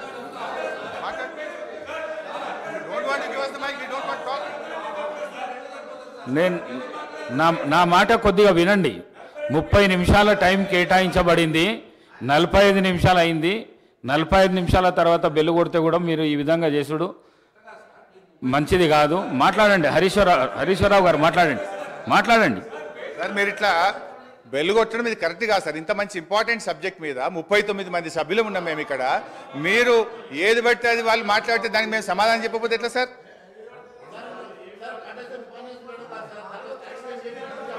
సో అధ్యక్ష మేము అధ్యక్ష ఈరోజు మీ ద్వారా ప్రభుత్వాన్ని నేను కోరుతా ఉన్నా అధ్యక్ష. ఇవాళ కాంగ్రెస్ పాలిత రాష్ట్రాలు రాజస్థాన్, హిమాచల్ ప్రదేశ్లు కూడా ఈ బోరుబావుల దగ్గర మీటర్లు పెట్టమని ఈ 0.5% FRBM-ను వారు 0.5% FRBM-ను వాళ్ళు యూటిలైజ్ చేసుకున్నారు అధ్యక్ష. నిన్నగాక మొన్న కొత్తగా అధికారంలోకి వచ్చిన కర్ణాటక రాష్ట్రంలో కూడా మేము ఈ 0.5% FRBM వాడుకుంటామని వాళ్ళ బడ్జెట్లో పొందుపరిచారు అధ్యక్ష. నేను దయచేసి ప్రభుత్వాన్ని కోరుతా ఉన్నాను, మీరు ఎట్టి పరిస్థితుల్లో కూడా మరి బోరు బావుల దగ్గర మీటర్లు పెట్టడానికి అంగీకరించొద్దని, ఈ 0.5 FRBM-ను తీసుకోవద్దని కూడా మీ ద్వారా నేను ప్రభుత్వాన్ని కోరుతా ఉన్నాను అధ్యక్ష. ఎందుకంటే అధ్యక్ష ఆనాడు కేసీఆర్ గారు ఆలోచించింది ఒకటే, 35,000 కోట్లు ముఖ్యమా, 70 లక్షల మంది రాష్ట్ర రైతుల ప్రయోజనాలు ముఖ్యమా అని ఆలోచించిన అధ్యక్ష. 35,000 కోట్ల రూపాయలు వాళ్ళు ఇచ్చే అదనపు అప్పు కంటే మంత్రి గారు అధ్యక్ష సీనియర్ శాసనసభ్యులు హరీష్ రావు గారు మాట్లాడడం ఇది అవాస్తవము. రైతులకి వ్యవసాయపు కరెంటుకి బిల్లు కట్టమని ఏ చట్టము ఏ కేంద్ర ప్రభుత్వం రికమెండ్ చేయలేదు. నేనెందుకు ఇంటర్వ్యూ అవుతానంటే, గతంలో మీ ముఖ్యమంత్రి ఆ విషయంలో అబద్ధాలు మాట్లాడిండు, ఈ రోజు మీరు అబద్ధాలు మాట్లాడుతున్నారు. బిల్లు కట్టమని చెప్పలేదు. నేను ఆ పార్లమెంట్ కమిటీ సభ్యుణ్ణి ఆ విషయం పదే పదే మీరు ప్రస్తావించడం దయచేసి అవాస్తవాలు శాసనసభలో ప్రస్తావించొద్దు. అవకాశం వస్తుంది మహేశ్వర్ రెడ్డి గారు, అవకాశం వస్తుంది. బోరు బావుల దగ్గర మీటర్లు పెట్టాలని చెప్పింది నిజమా కాదా? ఉత్తమ్ కుమార్ రెడ్డి గారిని అడుగుతున్నా, బోరు బావుల దగ్గర మీటర్లు పెట్టాలని నిజమా కాదా? అధ్యక్ష ఒకవేళ రైతుల నుంచి బిల్లు వసూలు చేయాలని చెప్పి ఆ రిఫార్మ్స్ లో ఉన్నట్టుగా హరీష్ రావు గారు శాసనసభలో ఇప్పుడే చెప్పారు. ఆ రిఫార్మ్స్ లో రైతుల నుంచి బిల్లు వసూలు చేయమని చెప్పి ఎక్కడా లేదు అని ఆ పార్లమెంట్ కమిటీ సభ్యుడిగా మీకు చెప్తున్నా. అధ్యక్ష నేను స్పష్టంగా ఉత్తమ్ కుమార్ రెడ్డి గారిని అడుగుతున్నా, బోరు బావుల దగ్గర మీటర్లు పెట్టాలి, ఎంత కరెంటు కాల్చినరో లెక్క తేల్చాలని ఆ రిపోర్ట్ లో ఉందా లేదా అది చెప్పండి. అధ్యక్ష నేను చాలా స్పష్టంగా చెప్తున్నా, ఉచిత వ్యవసాయానికి ఉచిత విద్యుత్తులో వాళ్ళు ఏమన్నారు, రైతులు బిల్లు కట్టాలని చెప్పి రిఫార్మ్స్ లో ఉందని, ఆ రిఫార్మ్స్ లో రైతులు బిల్లు కట్టాలని లేదు అని నేను ఆ పార్లమెంట్ కమిటీ సభ్యులు మీకు చెప్తున్నా. ఇప్పుడు ఉత్తమ్ గారికి ధన్యవాదాలు. మీటర్లు పెట్టాలని మాత్రం వారు అంగీకరించారు, దాని మీద వాళ్ళు క్లారిటీ ఇవ్వలేదంటే వారు అంగీకరించారు, వారికి ధన్యవాదాలు. ఒకటి, రేపు సరే విద్యుత్ మీద డిస్కషన్ ఉంది, మా జగదీష్ రెడ్డి గారు డీటెయిల్ గా చెప్తారు. అధ్యక్ష ఎందుకంటే అధ్యక్ష ఈ కేంద్రంలో ఉన్న బీజేపీ వైఖరి ఎట్లా ఉందంటే, గతంలో గ్యాస్ సిలిండర్ల విషయంలో ఏం చేసింది అధ్యక్ష, డబ్బులు మీరు కట్టి ఫుల్ సిలిండర్ తీసుకోండి, సబ్సిడీ మీ అకౌంట్లో వేస్తామని అలాగ దించిండ్రు. దించినాక ఏం చేసింది అధ్యక్ష, సబ్సిడీ సిలిండర్ ధర 1000 రూపాయలు అయింది, సబ్సిడీ మాత్రం ఎత్తేసింది అధ్యక్ష. ఇది కూడా అట్లనే ఉంటుంది అధ్యక్ష. రేపు మీటర్లు పెడతారు, ఎల్లుండి బిల్లులు పంపించి కడితేనే చేస్తామని చెప్పి మెలిక పెట్టేటువంటి ప్రభుత్వం ఉన్నది అధ్యక్ష. ఈరోజు జాతీయ అంతర్జాతీయంగా చూస్తే జిఎస్డిపి వర్సెస్ డెట్ రేషియోలోనే అప్పులు చూస్తారు అధ్యక్ష. ఇందాకనే నేను చెప్పినట్టు ఆర్బీఐ స్టేట్ ఫైనాన్షియల్ బడ్జెట్ ప్రకారంగా అప్పులు తక్కువగా తీసుకున్న రాష్ట్రాల్లో తెలంగాణ దేశంలో 22 రాష్ట్రాలు తెలంగాణ కంటే ఎక్కువగా ఉన్నాయి. ఒకసారి జిఎస్డిపి టు డెట్ రేషియో ప్రకారం కొన్ని రాష్ట్రాల రుణాలు చూస్తే పంజాబ్ 48.7%, రాజస్థాన్ 40.6%, కేరళ 38.9%, ఉత్తరప్రదేశ్ 36.4%, తమిళనాడు 31.5%, మధ్యప్రదేశ్ 29.8%, ఛత్తీస్గఢ్ 28.6%. కానీ తెలంగాణ తీసుకున్న రుణం కేవలం 28.2%. ఇది ఆర్బీఐ తేల్చినటువంటి లెక్క అధ్యక్ష. ఈ పట్టిక కావాలంటే గౌరవ సభ్యులందరికీ కూడా నేను పంపిస్తాను అధ్యక్ష. ఈ అత్యధిక రుణాలు తీసుకున్న పంజాబ్, రాజస్థాన్ రెండు కూడా నిన్న మొన్నటి దాకా కాంగ్రెస్ పార్టీ అధికారంలో ఉన్న రాష్ట్రాలే అధ్యక్ష. అదేవిధంగా అధ్యక్ష, దేశంలో ఎప్పటి నుంచో ఉండి స్థిరపడ్డ రాష్ట్రాలు, ఆర్థికంగా బలపడ్డ రాష్ట్రాలు తెలంగాణ కంటే ఎక్కువ అప్పులు తీసుకున్నాయి. వివక్షతో, విద్రోహంతో విధ్వంసమైన తెలంగాణ పునర్నిర్మాణం కోసం ప్రజల ఆకాంక్షల్ని వేగవంతంగా తీర్చడం కోసం తెలంగాణ అప్పు వాటికన్నా చాలా తక్కువగా ఉన్నది అధ్యక్ష. తెలంగాణ రాష్ట్రానికి ఎక్కువ శాతం రుణాలు దీర్ఘకాలిక రుణాలు. ఈ రుణాలు 58% 10 ఏళ్ల తర్వాత చెల్లించాల్సినవి. రీపేమెంట్ ఒత్తిడి కూడా తక్కువగా ఉన్న రాష్ట్రం మనది. ఇది ఆర్బీఐ చెప్పిన లెక్క. ఆర్థిక పరిపుష్టి ఉన్న రాష్ట్రం కావడం వల్లనే రీపేమెంట్ కెపాసిటీని దృష్టిలో ఉంచుకొని అప్పు ఇచ్చిన సంస్థలు కూడా తక్కువ వడ్డీకే రుణాలు చెల్లించేందుకు ముందుకు వచ్చాయి. వడ్డీ చెల్లింపుల విషయంలో తెలంగాణపై ఉన్న ఒత్తిడి కూడా తక్కువనే అధ్యక్ష. అవి చూస్తే ఒకసారి పంజాబ్ 24.4%, హర్యానా 23.5%, బెంగాల్ 20.6%, తమిళనాడు 20%, గుజరాత్ 15.1%, తెలంగాణ కేవలం 15% మాత్రమే అధ్యక్ష. అదేవిధంగా అధ్యక్ష, ఇవాళ వాళ్ళు నేను ఇందాక చెప్పే ప్రయత్నం చేసిన అప్పుల పరిమాణాన్ని ఎక్కువగా చూపించేందుకు కార్పొరేషన్ లోన్లను కలిపి ఇదంతా ఎక్కువగా తీసుకున్నారని చూపేటువంటి ప్రయత్నం చేస్తున్నారు. ఉదాహరణకు సివిల్ సప్లైస్ కార్పొరేషన్ ఉంటుంది అధ్యక్ష. సివిల్ సప్లైస్ కార్పొరేషన్ ద్వారా మనం అప్పు ఎందుకు తీసుకుంటాం అధ్యక్ష? It is a temporary arrangement. రైతులకు మనము 2 రోజుల్లోగా డబ్బు చెల్లించాలని, తీసుకున్న వడ్లకు వెంటనే డబ్బులు ఇవ్వాలని మనము లోన్ తీసుకొని రైతులకు పేమెంట్ చేస్తాం అధ్యక్ష. మనకు ఎఫ్సిఐ నుంచి డబ్బులు వచ్చిన తర్వాత ఆ డబ్బు తిరిగి బ్యాంకులకు మనం కట్టడం జరుగుతుంది అధ్యక్ష. అదేవిధంగా కేంద్ర ప్రభుత్వం నుంచి కూడా డబ్బులు రావడానికి కొంత టైం పడుతుంటుంది. అది మనం ఆ టైం పీరియడ్లో మనము అప్పు తీసుకొని అటు రైతులకు ఇబ్బంది కాకుండా మనం ముందుకు పోతూ ఉంటాం. కానీ ఏంటంటే వీళ్ళు ఇదంతా కూడా ఇదేదో రాష్ట్ర ప్రభుత్వ అప్పుల కుప్పైందని చెప్పి చూపించేటువంటి ప్రయత్నం. అట్లే విద్యుత్ కార్పొరేషన్ల విషయంలో కూడా రేపు మంత్రి గారు డీటెయిల్గా చెప్తారు, నేను వాళ్ళకి ఫోన్ కానీ అధ్యక్ష. మనము విద్యుత్ కార్పొరేషన్ల విషయంలో కూడా మా మాజీ మంత్రి గారు జగదీష్ రెడ్డి గారు సభ్యులు డీటెయిల్గా చెప్తారు అధ్యక్ష రేపు. అయితే అధ్యక్ష, విద్యుత్ సంస్థలు కూడా వాళ్ళు ఎంతసేపు అప్పుల గురించి చెప్తున్నారు తప్ప ఆస్తుల కల్పన గురించి చెప్తలేదు. అది నేను నెక్స్ట్ లాస్ట్లో in my conclusion I will tell sir. అయితే ఇవాళ విద్యుత్ సంస్థల విషయంలో కూడా విద్యుత్ సంస్థలు కొత్త విద్యుత్ ఉత్పత్తి కేంద్రాల నిర్మాణం కోసం, డిస్ట్రిబ్యూషన్ నెట్వర్క్ మెరుగు చేయడం కోసం అప్పులు తీసుకుంటారు. ఎప్పుడైతే విద్యుత్ ఉత్పత్తి ప్రారంభమవుతుందో దాన్ని ఏం చేస్తారు అధ్యక్ష? ఆ ఉత్పత్తి ప్రారంభమైనప్పుడు వచ్చిన ఆదాయం నుంచి వాళ్ళు అప్పులు చెల్లించుతూ ఉంటారు అధ్యక్ష. ఇలా అప్పుల విషయంలో కేంద్ర ప్రభుత్వం కూడా చూడాలి కదా అధ్యక్ష, ఇతర దేశాలది కూడా చూడాలి. ఇదేదో ఎక్కడ ఈ దేశంలో జరగంది ఇక్కడ జరిగింది. ఇలా మనకంటే ఇతర రాష్ట్రాలు ఎక్కువ తీసుకున్నాయి. మన కేంద్ర ప్రభుత్వం కూడా మీరు చూస్తే అధ్యక్ష, 2014-15లో భారతదేశపు అప్పు 62,42,521 కోట్లు. 2023-24 నాటికి 1,69,46,667 కోట్లు. అంటే జీడిపిలో డెట్ రేషియో 56.2%. సగటున రోజుకు 4,618 కోట్లు కేంద్రం అప్పు చేస్తుంటే ఇలా రోజుకు 2,959 కోట్ల వడ్డీ చెల్లిస్తా ఉన్నారు.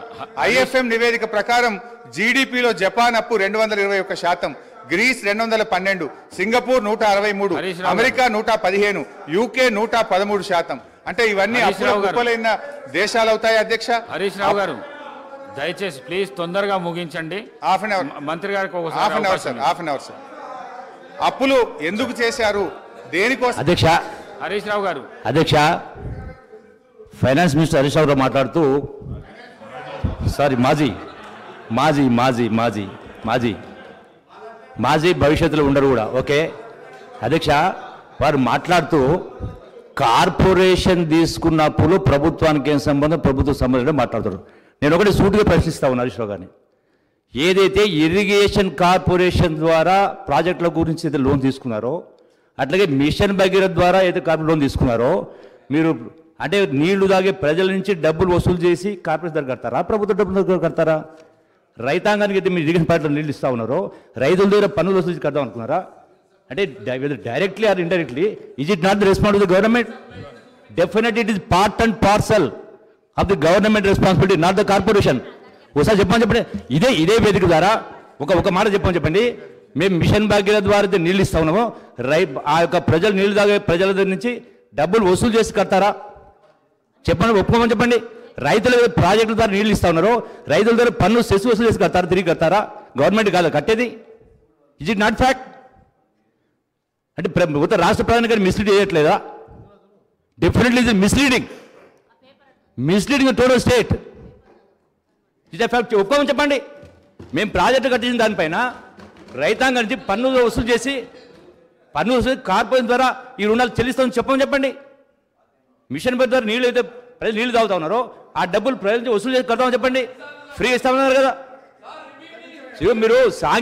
మీరు సాంకేతికంగా మీరు మీ యొక్క టోటల్గా మీకు ఉన్నటువంటి మేధాశక్తిని ఉపయోగించి సాంకేతిక పరిజ్ఞానం ఉపయోగించి టెక్నికల్ మాట్లాడుతూ ఉంటే వాస్తవాలే ఉంటాయి. హరీష్ రావు గారు తొందరగా ముగించండి, ఇతర పార్టీలకు కూడా సమయం ఇవ్వాలి. స్పీకర్ సార్ దయచేసి ఒక 30 నిమిషాలు కల్పించండి, మీ దయ ఉండాలి సార్. 10 నిమిషాల లోపల ముగించండి దయచేసి ప్లీజ్. ఇది రాష్ట్ర ప్రయోజనాల కోసం సార్, నా కోసం కాదు సార్. అధ్యక్ష గౌరవనీయులు మంత్రి గారు జూపల్లి గారు ఒక విషయం అడిగారు అధ్యక్ష. మీ హయాంలో అధ్యక్ష, ఇక నేను మళ్ళీ చెప్తేనేమో నా సబ్జెక్ట్ డీవియేట్ అయితే మళ్ళీ టైం కట్ అవుతుంది, దట్స్ మై ప్రాబ్లం. సో అధ్యక్ష, మేము మీ హయాంలో వచ్చిరాని నీళ్ల కోసం నీటి తీరువా వసూలు చేసిన చరిత్ర కాంగ్రెస్ పార్టీది అయితే, నీటి తీరువాను రద్దు చేసి ఉచితంగా నీళ్లు ఇచ్చిన చరిత్ర బీఆర్ఎస్ పార్టీది. పాత నీటి తీరువా బకాయిలను రద్దు చేసినాం. ఈ రాష్ట్రంలో రైతులకు ఉచితంగా సాగునీరిస్తూ నిర్ణయం తీసుకున్న ప్రభుత్వం మా బీఆర్ఎస్ ప్రభుత్వం అధ్యక్ష. ఇకపోతే అధ్యక్ష, మంచినీళ్ల విషయంలో గత 3 సంవత్సరాల నుంచి కూడా ఈ రాష్ట్రంలో ఎక్కడా ప్రజల నుంచి ఒక్క రూపాయి కూడా వసూలు చేయలేదు. ఈ రాష్ట్ర ప్రజలకు ఉచితంగా త్రాగునీరు గత 3 సంవత్సరాల నుంచి ఇస్తున్న విషయం రాష్ట్ర ప్రజలందరికీ కూడా తెలుసు అధ్యక్ష.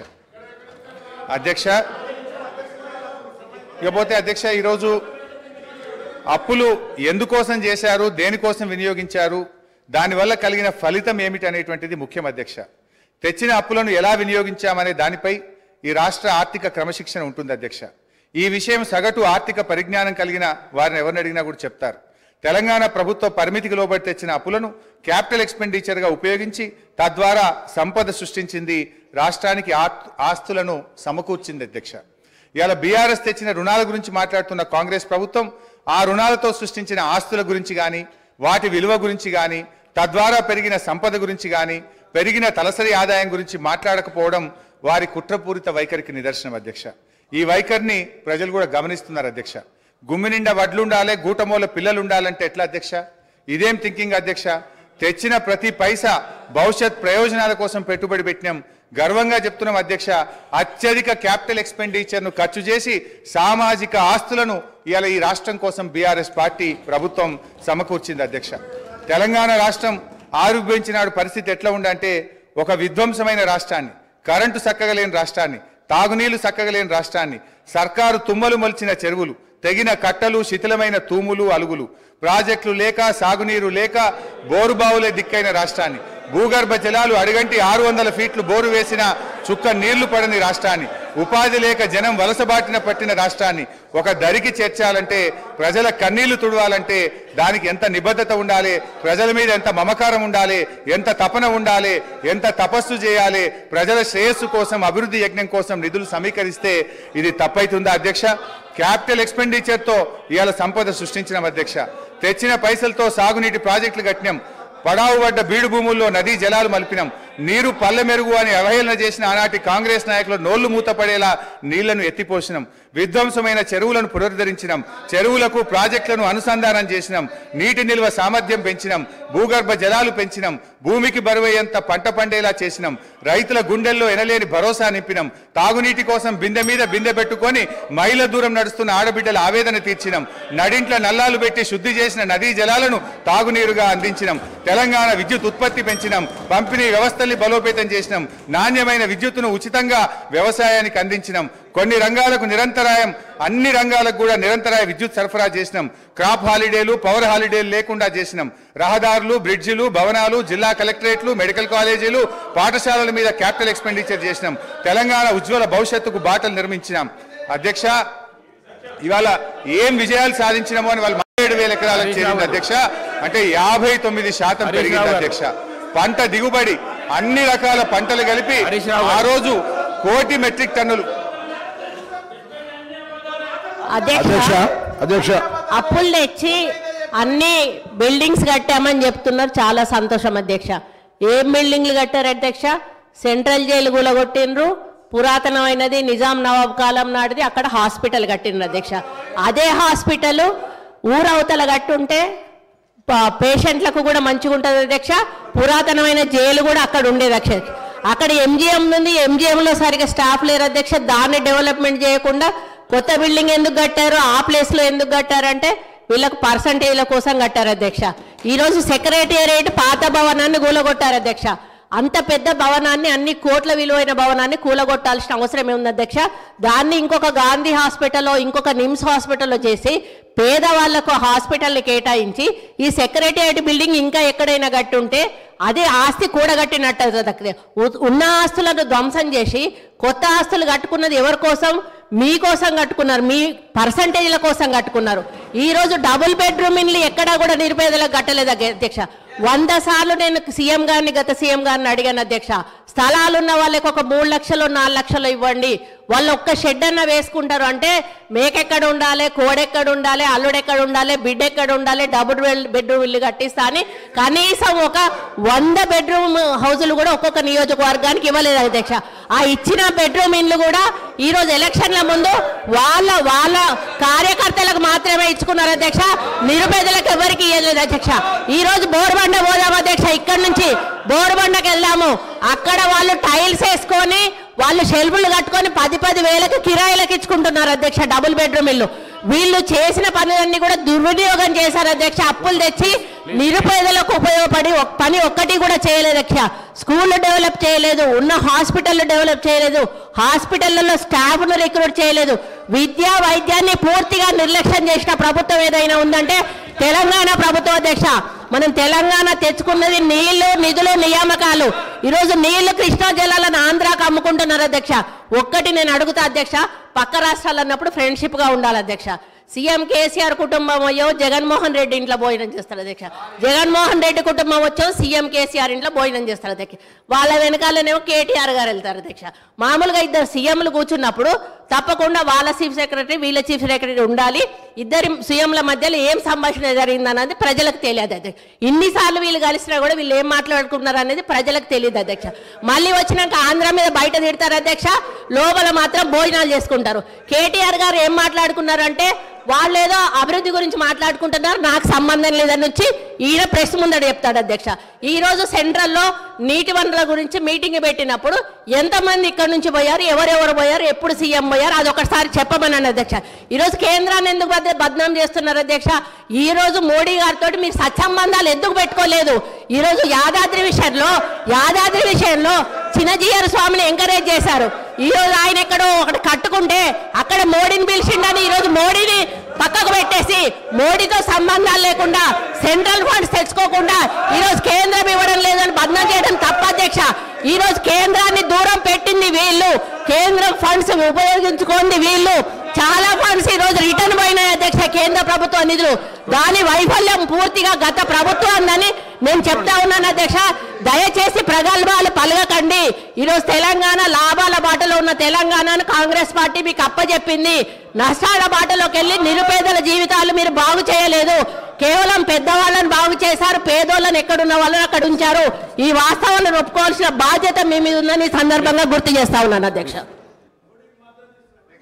ఏంది అధ్యక్ష ఇట్లా ఇంతమంది మంత్రులు మధ్యలో వేస్తే మేము ఎట్లా మాట్లాడగలుగుతాం అధ్యక్ష? వాట్ ఈస్ దిస్ అధ్యక్ష?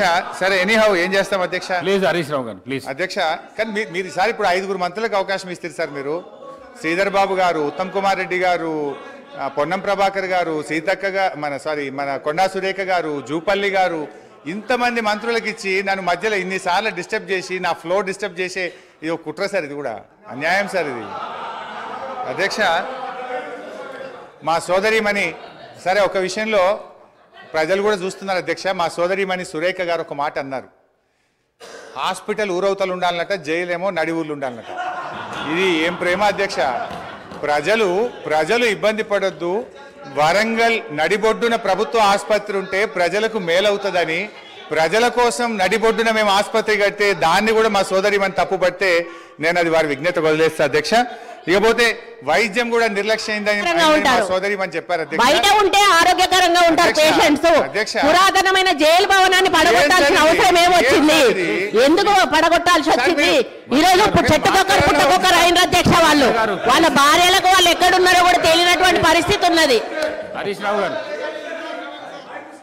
సార్ ఏం సార్ ఇది హరీష్ రావు, ఇప్పుడు వారు మాట్లాడితే నేను సమాధానం చెప్పాలి కదా అధ్యక్ష. తొందరగా ముగించండి. ఇప్పుడు ఎట్లా ముగించాలి సార్? మీరు 8 మంది అర డజన్ మంది మంత్రులకు మధ్యలో ఇంటరప్ట్ చేస్తే నేను ఎట్లా మాట్లాడాలి సార్? అధ్యక్ష, మా సోదరిమణి వైద్యం నిర్లక్ష్యమైందన్నారు. ఆనాడు కాంగ్రెస్ ప్రభుత్వ హయాములో నేను రాను బిడ్డో సర్కారు దవాఖానకనే పాటలు వస్తే మా హయాములో పోదాం పద బిడ్డ సర్కారు దవాఖానకనంత గొప్పగా ప్రభుత్వ ఆసుపత్రులు చేశాం. ఆ రోజు ప్రభుత్వ ఆసుపత్రుల్లో డెలివరీలు 30% అయితే ఈ రోజు 78% ప్రభుత్వ ఆసుపత్రుల్లో డెలివరీలు జరుగుతూ ఉన్నాయి. ఇది మా ప్రభుత్వ పనితీరు నిదర్శనం. సో నేను మాటకు చెప్పగలుగుతాను కానీ I don't want to deviate. అధ్యక్ష కన్క్లూడ్ చేయండి ప్లీజ్. అధ్యక్ష ఈ రాష్ట్రం అనేక గొప్ప విజయాలను కూడా సాధించింది అధ్యక్ష. 2014-15లో 1,30,00,000 ఎకరాలు సాగైతే అధ్యక్ష ఈ సంవత్సరం 2,08,67,000 ఎకరాలు అంటే 59% అదనంగా సాగు సాధించాం అధ్యక్ష. వానకాలంతో పోటీ పడేలా యాసంగి సాగు జరుగుతూ ఉంది. పక్క రాష్ట్ర కూలీలు వచ్చి ఇవాళ తెలంగాణలో ఉపాధి పొందుతున్నటువంటి పరిస్థితి అధ్యక్ష. గత సంవత్సరం వరి ఉత్పత్తి 2,58,16,487 మెట్రిక్ టన్నులకు పెరిగింది అధ్యక్ష. పౌర సరఫరాల సంస్థ ద్వారా 2014-15లో 24 లక్షల మెట్రిక్ టన్నుల ధాన్యం సేకరిస్తే 2020-21లో 1,41,00,000 మెట్రిక్ టన్నుల ధాన్యం సేకరించాం అధ్యక్ష. 2014-15లో 3,392 కోట్ల విలువైన ధాన్యం మాత్రమే కొనుగోలు చేస్తే ఇప్పుడు అదే సంస్థ గత సంవత్సరం 27,037 కోట్ల విలువైనటువంటి ధాన్యాన్ని కొన్నది అధ్యక్ష. అంటే 483% వడ్ల కొనుగోలులో వృద్ధి సాధించిన అధ్యక్ష. 9 ఏళ్లలో రైతుల నుంచి 1,34,768 కోట్ల విలువైన ధాన్యాన్ని కొనుగోలు చేసిన అధ్యక్ష. ఇది నిజం కాదా అధ్యక్ష? అన్ని రకాల పంటలు కలిపి మేము అధికారంలోకి వచ్చినాడు కోటి మెట్రిక్ టన్నుల పంట దిగుబడి వస్తే ఇవాళ 4 రెట్ల అధ్యక్ష 4 కోట్ల మెట్రిక్ టన్నుల పంట దిగుబడి వచ్చింది అధ్యక్ష. ఇరిగేషన్లో దాదాపు వాళ్ళ విజ్ఞత లేకపోతే వాళ్ళకు వదిలేద్దాం. మీరు కొద్దిగా నిశ్శబ్దంగా పీపుల్ ఆర్ అబ్జర్వింగ్. వాళ్ళ విజ్ఞతకు వదిలేద్దాం. స్పీకర్ గారు సభానాయకుడు చూసుకుంటారు. ఎల్ఏ మినిస్టర్ గారు కంట్రోల్ చేసుకోవాలి అధ్యక్ష. నిజాలు చెప్తుంటే వినే ఓపిక లేకపోతే ఎట్లా అధ్యక్ష? వాళ్ళకు మీరు కన్క్లూడ్ చేయండి ప్లీజ్ అధ్యక్ష. 15 నిమిషాలు అధ్యక్ష, 15 మినిట్స్ అధ్యక్ష.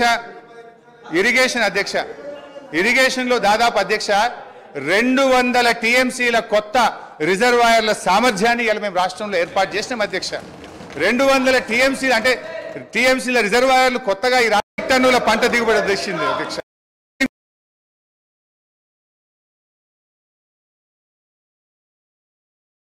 ప్రాజెక్టులను పూర్తి చేయడం దాదాపు 200 టీఎంసీల కొత్త రిజర్వాయర్ల సామర్థ్యం తెచ్చిన అధ్యక్ష. అదేవిధంగా విద్యుత్ స్థాపిత సామర్థ్యం 7,778 మెగావాట్ల నుంచి 18,567 మెగావాట్లకు పెంచిన అధ్యక్ష. కొత్తగా 33 జిల్లా కలెక్టరేట్లను 1,649 కోట్ల రూపాయలతో చేపట్టి 25 కలెక్టరేట్లు పూర్తి చేసిన అధ్యక్ష. రోడ్లు అధ్యక్ష కొత్తగా 8,218 కిలోమీటర్ల డబుల్ లైన్ రోడ్లు, 321 కిలోమీటర్ల 4 లైన్ రోడ్లు, 39 కిలోమీటర్ల 6 లైన్ రోడ్లు, 382 బ్రిడ్జిలు పూర్తి చేసి ఈ రాష్ట్రానికి ఆస్తిని క్రియేట్ చేసిన అధ్యక్ష. గురుకులాల అధ్యక్ష ఆ రోజు కాంగ్రెస్ పాలనలో 293 గురుకులాలుంటే 1,022 గురుకులాలకు పెంచిన అధ్యక్ష. అంగరంగ వైభవంగా 1,200 కోట్లతో యాదాద్రి దేవాలయం కట్టినాం. ఈ రాష్ట్రంలో దేవాలయాల అభివృద్ధికి 2,800 కోట్లు ఖర్చు పెట్టాం. ఐటీ ఉత్పత్తులు 57,000 కోట్ల నుంచి 2,41,000 కోట్లకు 4 రెట్లు పెంచినాం అధ్యక్ష. ఐటీ ఉద్యోగాలు 3,23,000 నుంచి 9 లక్షలకు దాదాపు 3 రెట్లు ఐటీ ఉద్యోగాలు పెంచాం అధ్యక్ష. మెడికల్ హెల్త్ డిపార్ట్మెంట్ లో నీతి ఆయోగ్ ఆ రోజు 11వ ర్యాంక్ ఇస్తే ఇవాళ 3వ ర్యాంక్ వచ్చింది అధ్యక్ష. మాతృ మరణాలు 92 నుంచి 43కు తగ్గించాం. శిశు మరణాలు 39 నుంచి 21కి తగ్గించాం. ఐసీయూలు 5 నుంచి 80కి పెంచాం. డయాలసిస్ సెంటర్లు 3 నుంచి 82కి పెంచాం. 500 బస్తీ దవాఖానాలు పెట్టాం. ఇలా బ్రహ్మాండంగా వరంగల్ హెల్త్ సిటీ టిమ్స్ ఆసుపత్రులు కట్టాం. మిషన్ భగీరథ ప్రతి ఇంటికి స్వచ్ఛమైన శుద్ధి చేసిన త్రాగునీరు అందించి ఫ్లోరైడ్ రహితంగా ఈ రాష్ట్రాన్ని మార్చాం. వర్షాకాలంలో అంటురోగాలు లేకుండా ప్రజల జీవన ప్రమాణాలు పెంచాం. మిషన్ కాకతీయ ద్వారా చెరువులు బాగా చేసి ఇవాళ నీటి సామర్థ్యాన్ని పెంచాం, ఆయకట్టును పెంచాం, పోలీస్ కమాండ్ కంట్రోల్ ను మన జిల్లాల్లో పోలీస్ కేంద్రాలు కట్టాం. గ్రౌండ్ వాటర్ టేబుల్ ఈ రోజు 56% గ్రౌండ్ వాటర్ టేబుల్ పెరిగింది. ఇవాళ గ్రౌండ్ వాటర్ దేశంలోని అత్యధికంగా పెరిగినటువంటి రాష్ట్రం ఇవాళ తెలంగాణ రాష్ట్రం. అధ్యక్ష ఒక 10 నిమిషాలు ప్లీజ్. అధ్యక్ష ఇవాళ వెలకట్టలేని సామాజిక మార్పులు. అధ్యక్ష మిషన్ భగీరథలో ఫ్లోరోసిస్ ఇవాళ మటుమాయమైంది. మైళ్ళ దూరం ప్రయాణించి నీళ్లు మోసే బాధలు తప్పాయి. నిరంతర కరెంటు సరఫరాతో ఇన్వర్టర్లు, కన్వర్టర్లు, జనరేటర్లు మూలన పడ్డాయి. అర్ధరాత్రి పొలాలకు నీళ్లు వెళ్లి పెట్టే బాధలు తప్పాయి. పాము కాట్లు లేవు, కరెంటు షాకులు లేవు, రైతులకు మనోవేద లేకుండా చేశాం. ఎంతో మంది ప్రాణాలు కాపాడాం. వీటన్నిటికి విలువ ఎలా కట్టాం అధ్యక్ష? నీళ్లు, కరెంటు సమస్యలు లేకపోవడంతో, రైతు బంధుతో, అన్నదాతకు భరోసా ఇచ్చే చర్యలు తీసుకోవడంతో రైతుల జీవితాల్లో ఇప్పుడిప్పుడే వెలుగు వస్తా ఉంది. ఇలా భూముల విలువ కూడా ఎంత పెరిగింది అధ్యక్ష? ఇక్కడ ఉండే ఎమ్మెల్యేలకు కూడా చాలా మందికి భూములు ఉన్నాయి. 2014కు ముందు ₹1,00,000, ₹2,00,000 ధర లేని భూములు ఇవాళ పెద్ద ఎత్తున పెరిగింది అధ్యక్ష. జస్ట్ ఐ విల్ కంక్లూడ్ అధ్యక్ష. ఈ రోజు ఒక విషయం అధ్యక్ష, ఐఎమ్ ట్రైంగ్ టు కంక్లూడ్ అధ్యక్ష. ఇవాళ ముఖ్యమంత్రి గారు ప్రాజెక్టులు కట్టినా, ప్రగతి భవన్ కట్టినా ప్రజల కోసమే కట్టినాం అధ్యక్ష. కానీ వీళ్ళు ఏం చేసిందంటే అధ్యక్ష, ప్రాజెక్టుల మీద దుష్ప్రచారం, చివరికి ప్రగతి భవన్ మీద కూడా దుష్ప్రచారం చేసినారు. సరే, మొన్న గౌరవనీయులు బట్టి విక్రమార్క గారు ప్రగతి భవన్లో గృహప్రవేశం చేసినారు. చాలా సంతోషం, వారికి నా శుభాకాంక్షలు. అయితే అధ్యక్ష, గతంలో ఇదే నాయకులు ఏమని చెప్పింది అధ్యక్ష? ప్రగతి భవన్లో 150 గదులున్నాయని, బుల్లెట్ ప్రూఫ్ బాత్రూమ్లు ఉన్నాయని, 250 సీట్లున్న సినిమా థియేటర్లు ఉన్నాయని, స్విమ్మింగ్ పూల్లు ఉన్నాయని చెప్పిండ్రు. మరి ఇప్పుడు బట్టి గారు చెప్పాలి ఎన్ని రూములు ఉన్నాయో, స్విమ్మింగ్ పూల్లు ఉన్నాయా, ఏమున్నాయో ఇప్పుడు బట్టి గారు సమాధానం చెప్పాలి. అధ్యక్ష, మా నాయకుడు తన కోసం ఆలోచించలే. మొన్న ఆసుపత్రి నుంచి డిశ్చార్జ్ అయితే కనీసం ఆయన ఒక ఉండడానికి ఇల్లు కూడా కట్టుకోలే అధ్యక్ష. ఎమ్మెల్యేగా ఉన్నప్పుడు 500 గజాల స్థలంలో కట్టుకున్న ఇంటికి, అదే పడావుబడ్డ ఇంటికి సున్నం వేసుకొని తిరిగి ఆ ఇంటికే పోయి ఉన్నటువంటి ఇవాళ నిజాయితీ మా ప్రభుత్వాన్ని, మా కేసీఆర్ అధ్యక్ష. ఇవాళ కాళేశ్వరం విషయంలో కానీ, మేడిగడ్డ విషయంలో కూడా ఇదే బురద తల్లే ప్రయత్నం చేస్తూ ఉన్నారు. నేను చూస్తూ ఉన్నా. ఇవాళ ఉత్తమ్ కుమార్ రెడ్డి గారు వారు చాలా సందర్భాల్లో వారు కానీ వీళ్ళ నాయకులు కానీ చెప్తా ఉన్నారు. ఏమని చెప్తున్నారు? మేము సిట్టింగ్ జడ్జితో విచారణ జరుపుతామని చెప్తున్నారు. అధ్యక్ష, ఐ డిమాండ్ వెంటనే సిట్టింగ్ జడ్జితో విచారణ జరపండి అధ్యక్ష. బంగారాన్ని నిప్పుల్లో దానికి కాల్చితేనే దాని మేలిమి బయటపడుతుంది. నిజమేందో ప్రజలకు తెలవాలి, బంగారం ఏందో కంచేందో ప్రజలకు అర్థమవుతుంది. నేను ఒకటే కోరుతా ఉన్నా ఇలా, ఎందుకంటే అధ్యక్ష గతంలో ఒక నిమిషం అధ్యక్ష, దయచేసి ఐఎమ్ కంక్లూడింగ్ జస్ట్ 3 minutes అధ్యక్ష.